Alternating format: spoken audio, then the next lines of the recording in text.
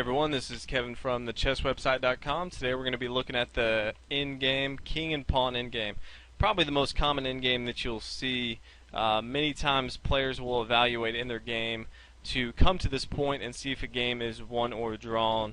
And some of your top level games, you'll see players resign far in advance because they've come to this conclusion in their head. But if you're not a GM, then we want to go ahead and know both sides as you're white how to win, and if you're black how to defend correctly, so that if white's not playing correctly, that you can force a draw in this position. In this position, if it's white's turn, it's actually a winning game. If it's black's turn, it's actually a drawn game, and we're going to go over that. First, we're going to go over if it's white's turn and kind of the key concepts that he needs to be looking at. Now, a lot of times white will completely mess this up. People know that they need to get their king involved to protect this pawn, so they will go ahead and bring in their king to the d3 square. Unfortunately, this is now a drawn game. What can happen is black can go ahead and come down to d5, and this is a key concept in king and pawn endgame, that if the kings are two spaces between each other and it's white's turn, it's actually a drawn game.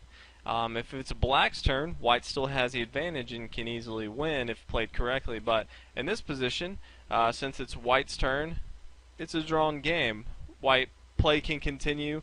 King to c3, black is just going to mare. He can always move to b3, mare. If he ever tries to go back, he can mare. He can always try to advance his pawn. Black king can just follow the pawn all the way up the board to the c8 square, and if it's eventually going to be a drawn game, there's nothing the white can do.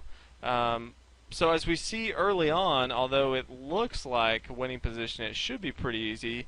You need very good tactics. So as we talked about before, if the kings are two spaces between each other and it's black's move, or excuse me, if it's white's move, it's a drawn game. So we want there to be two spaces and it's black's turn. So our first move is actually going to be d4. Okay, we are protecting our pawn, but we're two spaces and it's black's turn. So black's going to go ahead and move to c6. Obviously, black can always play terrible and move away and just make your win a little easier. But if you place correctly, as you should if you are black, keep in mind if you are black, you should be studying this as well.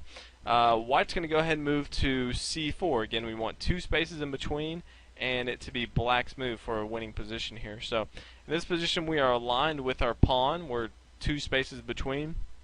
Now, whichever way the king moves, we're going to do something a little bit different. We're going to go in the opposite direction. Okay, so let's say that black moves to b6. We are actually going to move up and occupy the d5 square.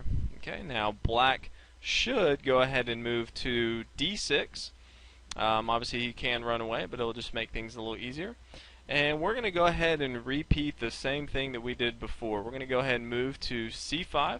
Again, same position, just one step farther. And whichever way he moves, we're going to do the same thing. So if he moves to d7, we're going to go ahead and occupy the b6 square. And he can go ahead and come to the c8 square. And right now we're not as concerned with the two space rule, because we're going to go ahead and start moving our pawn, but that will come into play in just a minute here. We're going to go ahead and promote our pawn here to c4 square, and black's going to go ahead and move to the b8 square. Now, technically on the we are two spaces, but again we're still moving our pawn, so we're going to go ahead and move our pawn one space, and now black moves, and now we're going to do the same thing as before. We're going to go ahead and come to the c6 square, two spaces, and now it's black's turn. And now whichever way he goes, we're going to take the opposite direction.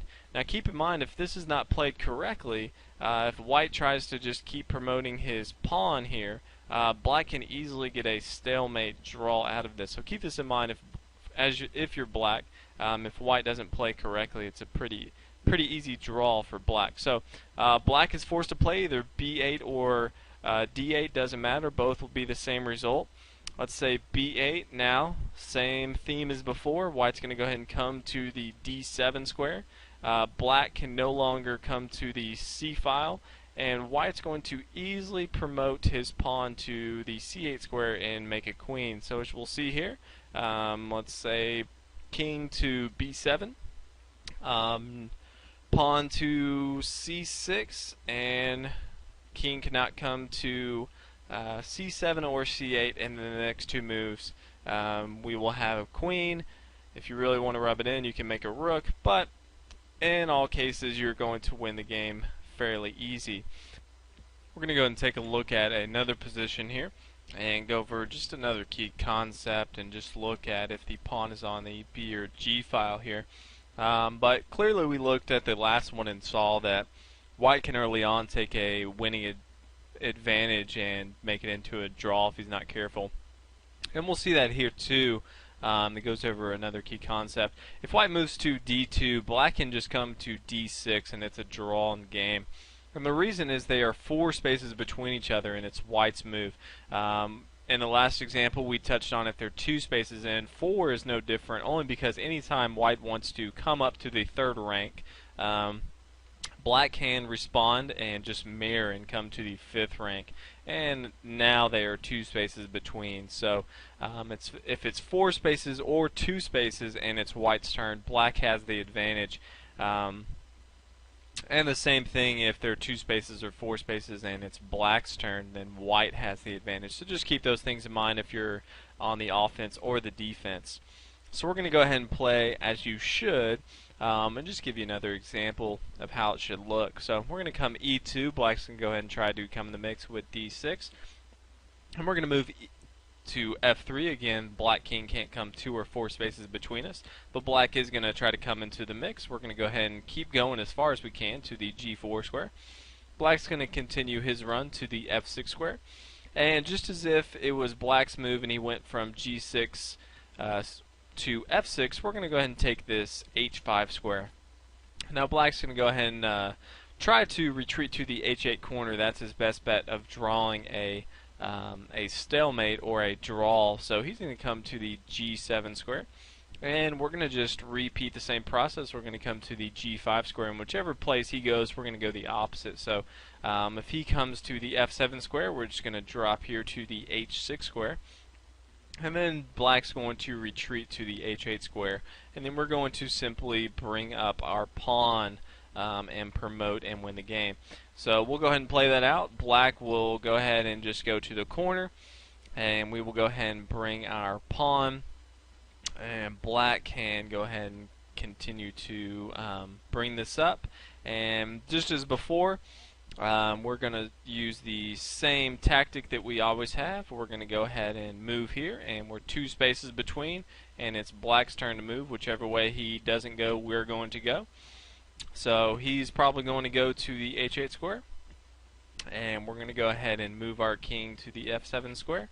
Now his king only has 1 spot to go, so it's going to go to the H7 square. We're going to go ahead and start promoting our pawn here and put him in check, and he's going to continue to retreat to the H8 square, and we're going to put him in check, and the only place he has to go is the H7 square, and we can easily promote to a queen, and from here go on to easily win the game. So hope this has helped as far as learning how the king pawn endgame works. If you ever find it in your own games, you will now be equipped to win pretty easy. If you do want some practice, you can actually visit my website where I've set up a few boards where you can play in different positions. That's thechesswebsite.com.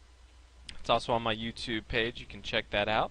But go there, check it out. It's under endgame and king and pawn, and you'll see a couple puzzles there. But hope you enjoyed, hope you learned a lot. Please subscribe to the videos so you know when new ones are coming out. I'm going to be having a lot of videos coming out in the near future. So hope you enjoyed, and see y'all next video.